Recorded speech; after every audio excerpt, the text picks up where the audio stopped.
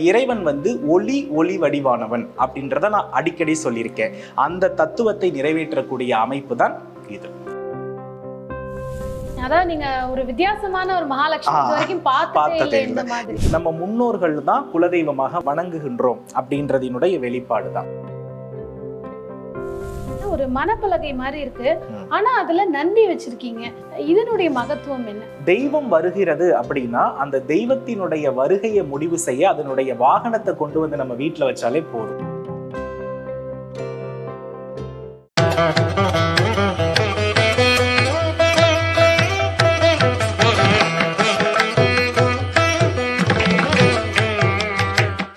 அடுத்ததாக நம்மளுடைய பெருமாளுடைய ஸ்ரீ சக்கரம் இருக்கு. அதாவது இது பாத்தீங்கன்னா சங்கு சக்கர நாமம். இது நான் நிறைய என்னுடைய ஃபாலோவர்ஸ் இதை பின்பற்றுகிறார்கள். இது ஒரு காலகட்டத்தில் ஊதுபத்தி ஸ்டாண்டாக தான் மக்கள் பார்த்தாங்க. புரியுதுங்களா? இதை யாருமே இதோடைய அடிப்படை தாத்பரியம் தெரியல. இப்ப வாசுதேவ கிருஷ்ணன் அப்படின்னா யாருன்னா, அவர் தான் இந்த உலகத்தை காப்பவர். எப்படி காக்கிறார்? ஒளி என்ற சங்கின் வடிவாகவும், அடுத்து ஒளி என்ற அதாவது கண்ணால் பார்க்கக்கூடிய ஒளி சக்கரம், காதால் கேட்கக்கூடிய ஒளி சங்கு, அது சப்தத்தை குறிப்பது. அது இந்த பக்கம். இது பெருமாளுடைய திருவடி, இது தாயார். நடுவுல இருக்கக்கூடிய திலகம் என்பது தாயாரை குறிக்கும். இது இரண்டு பக்கமும் இருக்கக்கூடிய கிளைகள் போன்ற அமைப்பு பெருமாளுடைய திருவடிகளை குறிக்கும். அப்ப இறைவன் ஒளி ஒளி வடிவானவன் அப்படின்றத நான் அடிக்கடி சொல்லியிருக்கேன். அந்த தத்துவத்தை நிறைவேற்றக்கூடிய அமைப்பு தான் இது. சோ அதனால பாத்தீங்கன்னா இப்ப இந்த இடத்துல நான் பெருமாள் படம் வைக்கல, ஆனா பெருமாளுடைய சுருக்கிய வடிவம் இங்க இருக்கணும்ன்றது ஆசை. இறைவனாலே குறியீடு தான், அந்த குறியீடு தான் நமக்கு சூக்ஷ்மமா எல்லாத்தையுமே கொடுக்குன்றது நம்பிக்கை. இந்த குறியீடு ஒரு மனிதனுக்கு செல்வத்தை நிறைவாக தரும். ஏன்னா இந்த உலகத்துல காக்கும் தொழிலை புரியக்கூடிய பெருமாளும், அதே போல செல்வத்தை அருளக்கூடிய தாயாரும் திலக வடியில் இருக்கக்கூடிய ஒரு ஒட்டுமொத்த ஸ்வரூபத்தின் குறியீடு. இதை தான் நீங்க பெருமாள் கோவில்ல மிக முக்கியமான குறியீடுகளாக பார்ப்போம். இதுதான் அதனுடைய தாத்பரியம். நிச்சயமா இன்னொரு ஒரு அம்சம் என்ன எங்களால பார்க்க முடியுதுன்னா, நீங்க அடிக்கடி சொல்லுவீங்க பூஜை அறைய படங்களால நிரப்பாதீங்க. எங்களால பார்க்கும்போது அதை ஃபீல் பண்ண முடியுது. ஒரே ஒரு படம் தான் வச்சிருக்கீங்க, பாக்கி ஒவ்வொரு கடவுளையும் ஒவ்வொரு குறியீடுகளா கொண்டு வந்திருக்கீங்க. சரி, அடுத்ததாக அந்த தட்டுல மகாலட்சுமி தாயாரை எங்களால பார்க்க முடியுது. அந்த தட்டை ரொம்ப அழகான ஒரு விஷயமா இருக்கு. அது நீங்க நேயர்களுக்கு அதுல இருக்கிற நிறைய விஷயங்கள் எனக்கு பார்க்க முடியுது. அதுல பொதுவா எப்பொழுதுமே நான் இந்த மரிக்கொழுந்துக்கு ஒரு மிகப்பெரிய செல்வத்தை ஆகர்ஷிக்கக்கூடிய சக்தி இருக்கிறது. ஏன்னா மரிக்கொழுந்து அப்படின்றது பாத்தீங்கன்னா முழுமையான சுக்கிர கடாட்சம் உள்ள ஒரு பொருள். சோ இது கட்டாயமா அறிவு விருத்தியையும் மனத்தெளிவையும் உறுதியாக கொடுக்கும். அதே போல பாத்தீங்கன்னா பச்சை அரிசி, இது உயர்தர பச்சை அரிசி. அதாவது பாஸ்மதி நார்மல் ரைஸா என்ன, அது பாஸ்மதி ரைஸ் மாதிரி தான் இருக்கு பாக்க. நீங்க பியூட்டிஷியன்லாம் கேள்விப்பட்டிருப்பீங்க, பாஸ்மதி ரைஸால ஃபேஸ் பேக் போட்டா ஃபேஸ் பிரைட் ஆகும், வசீகரமா இருக்கும்னு சொல்லி கேள்விப்பட்டிருப்பீங்க. சந்திரனும் பச்சை அரிசியும் வசீகரிக்கக்கூடிய திறன்ல முதன்மையானதுன்றது தெரியும். அப்போ இந்த சந்திரத்தன்மையிலே உயர்தரமான பச்சை அரிசி பாஸ்மதி ரைஸ். சரிங்களா? அது கூட நான் இங்க என்ன அமைத்திருக்கிறேன் அப்படின்னா வெண்முத்துக்கள். ஆமா, முத்துக்கள் வச்சிருக்கீங்க. ஆமா. சோ இந்த முத்துக்களும் சந்திரனுடைய ஆளுமை. இப்ப மகாலட்சுமி எதில் தோன்றியவள்? கடலில் தோன்றியவள். அப்போ கடல்ல இருக்கக்கூடிய உயர் ரகமான ஒரு ரத்தினம் என்ன அப்படின்னு நம்ம பார்த்தோம்னா அது முத்து. பூமியில வைரம் கிடைக்குதுன்னா கடல்ல உயர் ரகமான ரத்தினம் எது? முத்துக்கள் தான். சோ இந்த முத்து தான் மகாலட்சுமி தங்கக்கூடிய மிக முக்கியமான ஒரு விஷயம். சோ இது மன தெளிவை கொடுக்கும். மகாலட்சுமி இருக்கும் இடம் மன தெளிவையும் உறவையும் வசீகரிக்கும் என்பதை நான் நிறைய சொல்லியிருப்பேன் இல்லையா? சோ இதற்கு மேல நான் என்ன பண்ணிருக்கிறேன்னா பூரண கும்ப மகாலட்சுமி வச்சிருக்கேன். அதான் நீங்க ஒரு வித்தியாசமான ஒரு மகாலட்சுமி வரைக்கும் பார்த்ததே இல்லை. இதற்கு பின்பக்கம் பூரண கும்பம். இது எதற்காக அப்படின்னா, பொதுவா லட்சுமியை வசீகரிக்கிறது எனக்கு மட்டும் சேரணும். நான் சொல்ல வர்றது புரியுதுங்களா? பொதுவா பூரண கும்பம் எங்க இருக்கிறதோ அது அந்த வீட்டில் உள்ளவர்களுக்கு மட்டும்தான் அது பயன்படும், வெளியில போகாது. அந்த ஆற்றல் வெளியில நகராது. அப்போ நான் ஆகாயத்திலிருந்து சந்திரன் என்ற ஸ்வரூபத்தில் இருக்கக்கூடிய இந்த மகாலட்சுமி எனக்கு மட்டும் பயன்படணும் அப்படின்றதுனால அதை பூரண கும்ப மகாலட்சுமியா உங்களுக்கு என்ன பண்ணிருக்கிறேன்னா காண்பித்திருக்கிறேன். சோ அதை எதுல வைத்திருக்கிற அப்படின்னா காப்பரிசி என்று சொல்லக்கூடிய மஞ்சள் கலந்த அரிசி, முத்து, அதற்கு பிறகு உங்களுக்கு அடிக்கடி சொல்லியிருக்கிற வெள்ளி தாமரை. இதுவும் பூச நட்சத்திரம் தான். பூச நட்சத்திரமும் பூஜை அறையும் ஒண்ணுதான். இந்த வடிவங்கள் எல்லாமே வந்து நமக்கு லட்சுமியை வந்து அழகா வசீகரித்து கொடுக்கும். அதுல வந்து அழகா வந்து வாசனை மிக்க மலர்களை என்ன பண்ணிருக்கேன்னா நிரப்பியிருக்கேன். இதுதான் நான் லட்சுமி பூஜை பண்ணக்கூடிய விஷயம். லாஸ்ட் பதிவுல உங்களுக்கு நான் சொல்லியிருப்பேன், நீங்க மகாலட்சுமி படம் வைக்கிறத விட மகாலட்சுமி எதுல இருக்கிறாளோ அதை வந்து பச்சரிசியின் மேல வைத்து நீங்க வழிபட்டா செல்வத்தை பெறுவீங்கன்னு நான் சொல்லியிருப்பேன். இப்ப நான் மகாலட்சுமியை வழிபடுறதுக்கு அரிசியின் மேல் மகாலட்சுமி, தாமரை, முத்து, வாசனை மலர்கள், அதை விட உயர்தர பாஸ்மதி ரைஸ் இது வரைக்கும் இந்த மாதிரி ஒரு அரிசி வழிபாட்டு முறையை பத்தி கேள்விப்பட்டதில்ல. சோ இதை வந்து நம்ம வந்து ஃபாலோ பண்ணும் பொழுது நல்ல பலன் இருக்கும். மகாலட்சுமி சீக்கிரமா ஆகர்ஷணமாவாங்க. இதுல வந்து தேவைப்பட்ட வெள்ளி நாணயங்கள், தங்கம், நம்ம வீட்டில் வைத்திருக்கிற தங்கம் இதில் வைத்து வழிபாடு செய்யும் பொழுது நான் தங்க வைத்து வழிபாடு பண்ணுவேன். இதுதான் அதை வழிபாடு பண்ற அமைப்பு. இப்படிதான் நான் மகாலட்சுமியை ஈர்த்து கொண்டிருக்கிறேன். அருமை அருமை. சரி, இப்போ வந்து நம்ம விளக்க பத்தி பார்த்தோம் சார். அதுல விளக்குக்கு மேல ஒரு குடை இருக்கு. இது மாதிரி நாங்க எங்கேயுமே பார்த்தது இல்லை, ஃபர்ஸ்ட் டைம் பார்க்குறோம். பொதுவாமா இந்த காமாட்சி விளக்கும் கஜலட்சுமி விளக்கையும் நாம வந்து குலதெய்வத்தினுடைய அம்சமாக சொல்வோம். இப்ப குலதெய்வம் அப்படின்னா நம்ம முன்னோர்கள் தான் குலதெய்வமாக வணங்குகின்றோம் அப்படின்றதினுடைய வெளிப்பாடு தான். அதே போல நம்மளுடைய முன்னோர்களுக்கு நம்ம வந்து ஒரு அரசனுக்கு ஒப்பான மதிப்பு தருவோமா மாட்டோமா? அவர்களை வணங்குறதிலும் எல்லாத்திலையும் இந்த குடை என்பது அரசனுக்கு உரித்தான லட்சணம்.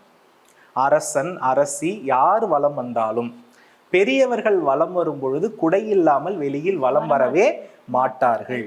இன்னைக்கும் ஒரு இறைவனுடைய திருவீதி உலாவில் குடை இல்லாமல் எதுவும் இருக்காது. அதுபோல ஒரு மன்னன் அரியணையில் அமர்ந்து ஆட்சி செய்யும் பொழுது வெண்குற்ற குடை, இது வந்து எதற்காக அப்படின்னா அவர் நல்லாட்சி புரிகிறார் அப்படின்றதினுடைய அர்த்தம். இப்போ நான் வச்சிருக்கிறது என்ன? கஜலட்சுமி விளக்கு. அவள் தான் பேரரசி. இந்த வீட்டில் அவள் வந்து நல்லாட்சி புரியணும். அந்த ஆட்சி புரியறதுக்குரிய அதுலேயும் சிறப்பா நல்ல பலன்களையே தரணும் அப்படின்றதோடைய வடிவம் தான் இந்த குடை.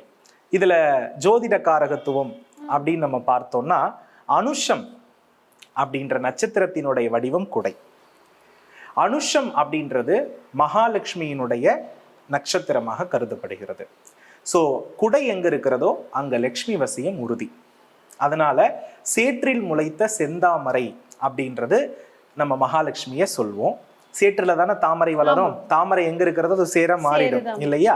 அப்போ இந்த இடத்துல சேற்றை குறிக்கக்கூடிய ராசி வந்து விருச்சிகம். விருச்சிக ராசியில் இருப்பது குளம், குட்டை எல்லாம் விருச்சிகம் தான். அதுல இருக்கக்கூடிய அனுஷ நட்சத்திரத்தின் வடிவம் தான் குடை. ஸோ அதை இந்த இடத்துல நான் என்ன பண்ணியிருக்கிறேன்னா ஒரு அரசிக்கு ஒப்பாக எங்கள் வீட்டில் வாழக்கூடிய அரசியாக இருப்பவள் கஜலட்சுமி. அவள் குலதெய்வ வடிவாக வீட்டில் வீற்றிருக்கிறாள். அவளுக்கு மரியாதை செலுத்தும் விதமாக, அவளை மேலும் ஒரு படி கௌரவிக்கும் விதமாக கௌரவித்தால், நம்ம ஒரு மனிதரை கௌரவிக்கிறோம், அவருடைய பதவிக்கு தகுந்த முக்கியத்துவம் கொடுக்கிறோம்னாலே அவர்கிட்ட இருந்து நம்ம எல்லா விஷயத்தையும் பெறுவது எளிது இல்லையா? அப்ப லட்சுமி கிட்ட இருந்து நம்ம அருள் பெறணும்னா அவங்களை கௌரவிக்கணுமா வேண்டாமா? கண்டிப்பா. அதனுடைய அடிப்படையில வைக்கப்பட்டதுதாம்மா. நிச்சயமா. இதெல்லாம் ஒரு சின்ன சின்ன டிப்ஸ் தான். அதாவது நிறைய பேர் பண்ணுவாங்க, இது ஏன் பண்றோன்ற ஒவ்வொரு நுணுக்கமும் நீங்க நேயர்களுக்கு சொல்றீங்க. அடுத்ததா பாத்தீங்கன்னா ஒரு மணப்பலகை மாதிரி இருக்கு, ஆனா அதுல நந்தி வச்சிருக்கீங்க. இதனுடைய மகத்துவம் என்ன?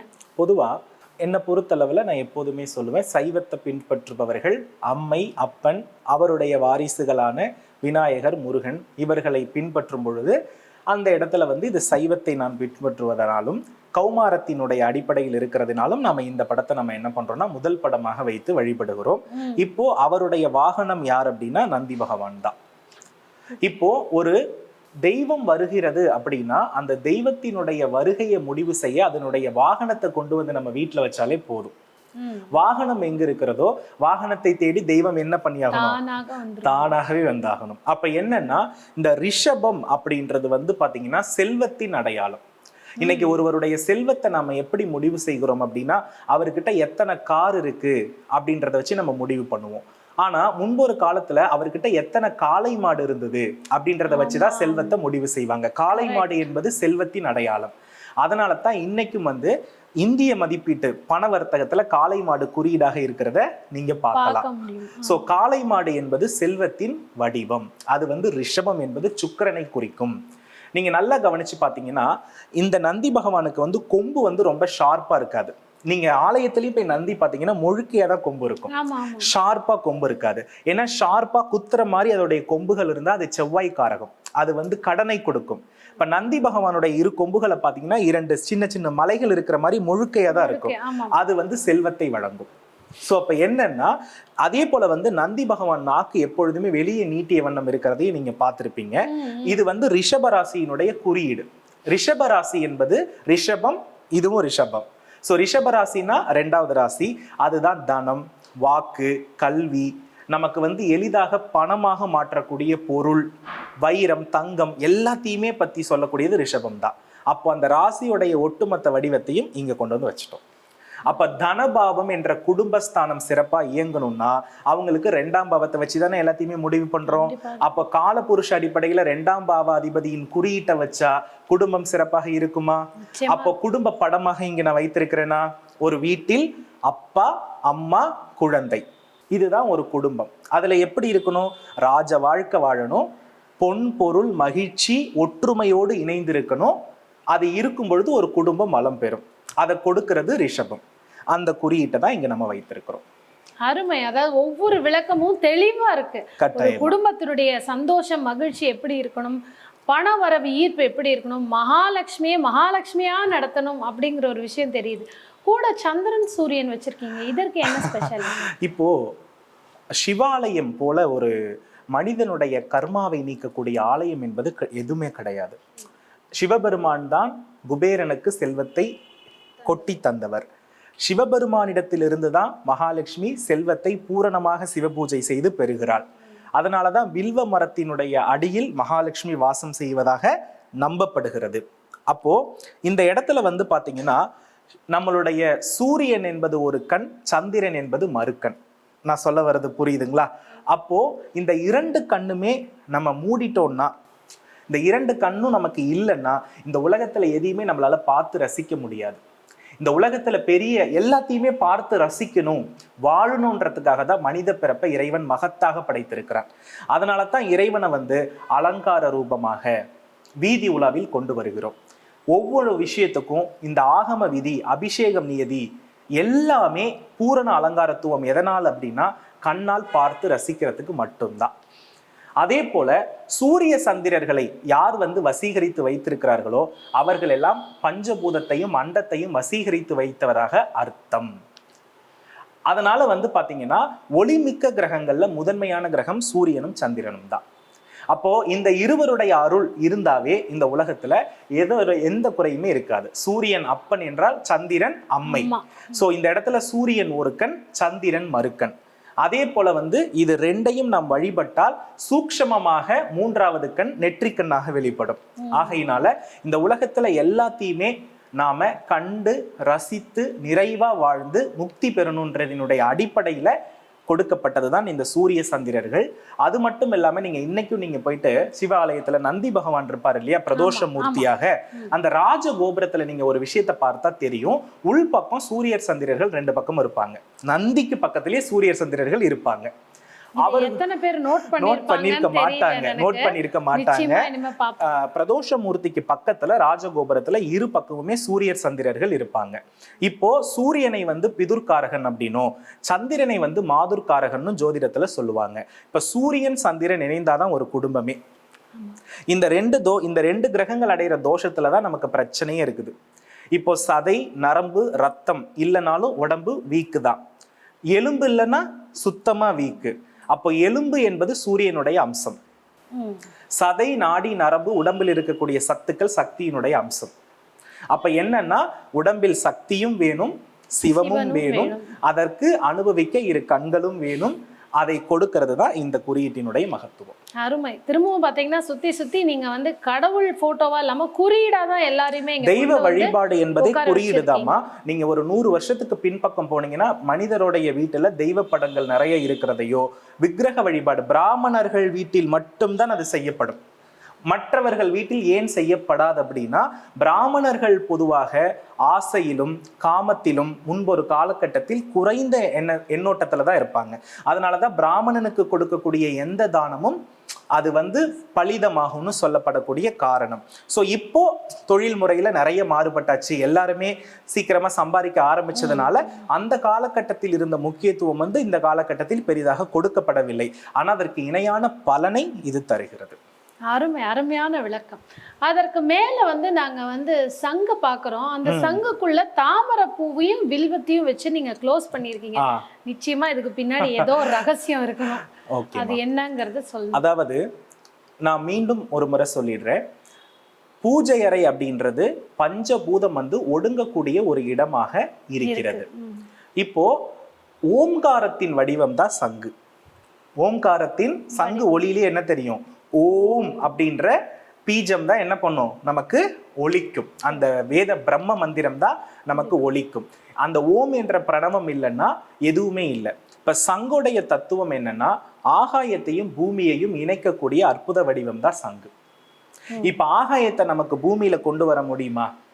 பிரபஞ்சத்தை பக்கத்துல கொண்டு வந்து நிறுத்த முடியுமா? நம்ம சொல்றது எல்லாம் இறைவன் காதுல போய் சீக்கிரம் கேட்க முடியுமா?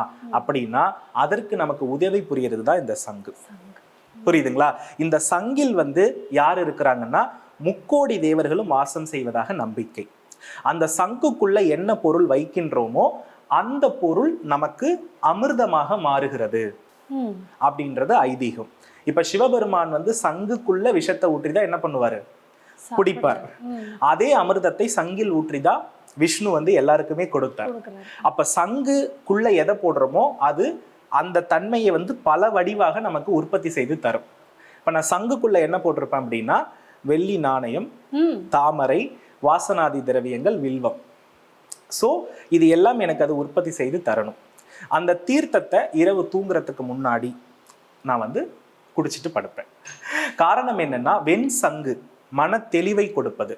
சங்காபிஷேகம்னு ஒண்ணு கேள்விப்பட்டிருப்பீங்க. இந்த உலகத்துல இருக்கக்கூடிய சகல பாப விமோசனத்தை கொடுப்பதே இந்த சங்காபிஷேகம் தான். அப்போ அன்றன்றைக்கு நிறைய மனிதர்களை பார்க்குறோம், நல்லவை தீயவை எல்லாத்தையுமே கலந்து பேசுறோம். உடலும் மனமும் அதனால பலகீனம் அடையும். அந்த பொறுப்பை நீக்கக்கூடிய ஆற்றல் இந்த சங்கிற்கு உண்டு என்பதனால் எல்லா பூஜைகளிலும் வீட்டுடைய பூஜையில இது போன்ற கவசம் போட்டு சங்கு இருக்கிறது ரொம்ப அவசியம். இங்க நான் வெள்ளி கவசம் போட்டிருக்கிறேன். ஆனா மற்றவர்கள் அவரவருடைய தகுதிக்கேற்ப பித்தளையிலேயோ செம்புலையோ அவரவர் தகுதிக்கேற்ப போட்டுக்கலாம். ஆனா கவசம் இல்லாமல் சங்கு இருக்கக்கூடாது. கண்டிப்பா. இதுல இன்னொரு ஒரே ஒரு சந்தேகம் என்னன்னா, பாக்குறவங்களுக்கு தோணும், சார் நீங்க வாங்கிட்டீங்க, நாங்கெல்லாம் எப்படி சார் வாங்குறது அப்படின்னு. இதை நீங்க உருவாக்குறதுக்கு உங்களுக்கு எத்தனை வருடங்கள் ஆச்சு? அதாவதுமா, பொதுவா என்னுடைய 2014ஆம் ஆண்டு தான் நான் வந்து இந்த ஜோதிடத்துறைக்குள்ள வரேன். ஜோதிடத்துறைக்குள்ள வந்து நிறைய பாடங்கள், எனக்கு வந்து பாடங்கள் எடுக்கிறது மட்டும்தான் ரொம்ப ரொம்ப பிடித்தமான ஒரு விஷயம். அதுதான் நான் பண்ணிக்கிட்டு இருக்கிறேன். என்னுடைய இந்த வெள்ளி பொருளினுடைய சேகரிப்பினுடைய முதல் தொடக்கமே இந்த காமாட்சி விளக்கு தான். சரியா? இந்த காமாட்சி விளக்கு மட்டும்தான் நான் வந்து ஃபர்ஸ்ட் ஸ்டார்டிங்ல வாங்க ஆரம்பித்தேன். அதற்கு பிறகு நிறைய வசீகரம், புரியுதுங்களா? அதற்கு பிறகு வாங்கியது அந்த 2 குத்து விளக்குகளும், வெள்ளி குத்து விளக்குகளும் அதற்கு பிறகு 2 வாங்கியது.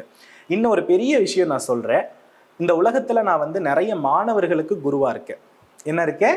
நிறைய மாணவர்களுக்கு குருவா இருக்கேன். இப்ப இவ்வளவு பொருள் இருக்குல்ல, இவ்வளவு பொருள் எல்லாம் நான் வாங்கவில்லை. சொல்ல வர்றது புரியுதுங்களா? நான் பண ஈர்ப்பு விதியை நிறைய மாணவர்களுக்கு நடத்தி அவர்கள் வளர்ந்து எதையெல்லாம் குறியீடாக வைத்தால் வளருவீர்களோ அப்படின்னு நான் உபதேசம் செய்தேனோ அதை வைத்து வளர்ந்து எனக்கு பிறந்த நாள் பரிசாக கொடுத்ததுதான் இத்தனையும். அருமை. அப்ப எத்தனை பேர் உங்க மூலமா வளர்ந்திருக்காங்கங்கறத எங்களால பார்க்க முடியும். அப்ப என்னன்னா, நான் சம்பாதித்த பூஜை பொருட்களும் இருக்கிறது. ஆனா எனக்கு எப்போதுமே என்னுடைய மாணவர்களுடைய ஞாபகம் இருக்கணும். இப்ப நான் வந்து ஒருத்தருக்கு பிரசாதம் கொடுத்தேன்னா என் மாணவர்கள் அதை வந்து பயபக்தியோட வைத்து பூஜை அறையில் எப்படி வைத்திருக்கிறார்களோ அது போல என்னுடைய மாணவர்கள் வளர்ந்து கொடுத்த ஒவ்வொரு பொருளும் நான் அனுதினமும் பூஜிக்கணுன்றதுனால இந்த வலம்புரி சங்கு, அதே போல இந்த குடை, அதே போல இந்த மகாலட்சுமி, முத்துக்கள் அத்தனையுமே வந்து பார்த்தீங்கன்னா என்னுடைய மாணவர்கள் எனக்கு பிறந்த நாள் பரிசாக நன்கொடையாக்கியது தான். ஸோ அதனால இது அத்தனையுமே மாணவர்கள் கொடுத்தது தான். அதில் தான் என்னுடைய மிகப்பெரிய சந்தோஷமும் இருக்கிறது. அதை வைத்து தான் நான் டெய்லி சந்தோஷமும் படுறேன். அருமை. அது ஒரு குருவா இருக்கிறதுக்கும் வந்து எந்த மாதிரி விஷயங்கள் பண்ணணும்னு, ஏன்னா நிறைய பேர் குருவா இருப்பாங்க, ஆனா இந்த அளவுக்கு வந்து கட்டாயமா. ஒரு அன்பு வெளியீடு இருந்திருக்குமா அப்படின்னு நமக்கு தெரியல. பட் வாழ்த்துக்கள் சார். நிச்சயம். அடுத்ததாக பக்கத்துல ஒரு அழகான கணபதி பாக்குறோம். ம். ஆனா கணபதியினோட கழுத்துல அது என்னது, தேங்காய் மாலை, வித்தியாசமா இது வரைக்கும் நாங்க பார்த்ததே இல்லையா? பொதுவா இது வந்து நான் பர்ச்சேஸ் பண்ணதுதான். கணபதின்றது நான் விருப்பப்பட்டு வாங்கின ஒரு விஷயம். அவருக்கு வந்து சதுர்த்தி பூஜைகள் இது எல்லாமே வந்து ரொம்ப சிறப்பாகவே செய்யப்படும். இதுல என்ன அப்படின்னா, இந்த தேங்காய் அப்படின்றது அதிக நாருடையது. தேங்காய் அவ்வளவு சீக்கிரம் நம்ம என்ன பண்ண முடியாதுன்னா உரிக்க முடியாது. பார்த்திருக்கீங்களா? சாதாரணமா நம்மளால தேங்காய் தோலை வந்து உரிக்க முடியாது. நிறைய நார்களுக்கு இடையில அது சிக்கி தவிக்கும். அதை நம்ம என்ன பண்ணுவோம்னா, தேங்காயும் சிக்கலும் ஒண்ணுதான். புரியுதுங்களா? இப்போ சிக்கலை கொடுப்பவர் யாருன்னா கேது. சிக்கலை கொடுப்பவர் யாரு? கேது. அந்த கேதுவின் வடிவாக இருப்பவர் யார்? விநாயக பெருமான். அப்ப என்னன்னா, யாருக்கெல்லாம் வந்து சிதறு தேங்காய் உடைத்தால் சிக்கல்கள் சிதறுவதற்கு சமம்னு சொல்லுவாங்க. அதனால இந்த தேங்காயினுடைய வடிவத்தை அனைத்தையுமே நம்ம மாலையாக கோர்த்து போட்டோம்னா நம் சிக்கல்கள் அனைத்தையும் அவர் பெற்றுக்கொண்டு சிக்கல் இல்லாத தன்மையை நமக்கு தருவார் என்பது நம்பிக்கை.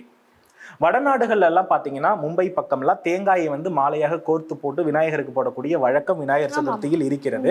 அதைத்தான் நான் பண்ணியிருக்கேன். அருமை. இது ஒவ்வொன்றுலயும் சூட்சுமங்கள் நிறைய வச்சிருக்கீங்க. கட்டாயமா. அதனால அது போல இந்த விநாயகர் வந்து பாத்தீங்கன்னா செல்வங்களை பாதுகாத்து தருபவர். எப்போதுமே வந்து பாத்தீங்கன்னா, இன்னைக்கு நீங்க பெரிய பெரிய நகை கடையில பாத்தீங்கன்னா வாசல்ல என்ட்ரிலே விநாயகர் தான் வச்சிருப்பாங்க. காரணம் என்னன்னா, கேது அப்படின்றது விநாயகர் தான். கேதுவுக்கு வந்து தடுக்கும் செயல் உண்டு. ஸோ செல்வத்தை பாதுகாத்து வைக்கக்கூடிய ஒரு பூதத்தின் தலைவனாக விளங்கக்கூடியவர் விநாயகர். அதனால விநாயகர், குறிப்பாக வெள்ளி விநாயகர் எங்க இருக்கிறதோ அந்த வீட்டில் இருக்கக்கூடிய செல்வம் திருடு போகாது என்பது நம்பிக்கை. இது பொதுவா மும்பையில, அதே போல வந்து செல்வத்திலே பெரிந்த பட்டி தொழில் செய்யற சமுதாயம் எல்லாம் இருக்கு இல்லையா, அவங்க எல்லாருடைய வீட்லயும் இது இருக்கும். அதனால வெள்ளி விநாயகர் வழிபாடு யார் வீட்டில் இருக்கிறதோ அங்க வந்து செல்வம் விரயமாகாது, சிக்கலுக்காக செல்வம் பயன்படாது, நோய்க்காக செல்வம் பயன்படாது, நல்லவற்றை மட்டுமே ஈர்த்து தரக்கூடிய அடிப்படையில இருக்குன்றதுனால தான் அதை வச்சிருக்கிறது. முருகர் இங்க இருக்காரு, நின்ற கோலத்துல அழகா இருக்காரு, ஆனா தனியா இருக்காரு. இதற்கு பின்னாடி என்ன ரகசியம்? ஏன்னா அவருக்கு வந்து 2 மனைவிகள்னு எல்லோருக்குமே தெரியும், ஆனா அவர் இங்க தனியா கோலத்துல இருக்காரு. இதற்கான காரணம் அதாவது களிமண்ணால் செய்யப்பட்ட அந்த தாஞ்சர் பெயிண்டிங்க்கு சக்தி வந்து அதிகம். இறைவனை வந்து ஆகர்ஷணம் செய்யும்.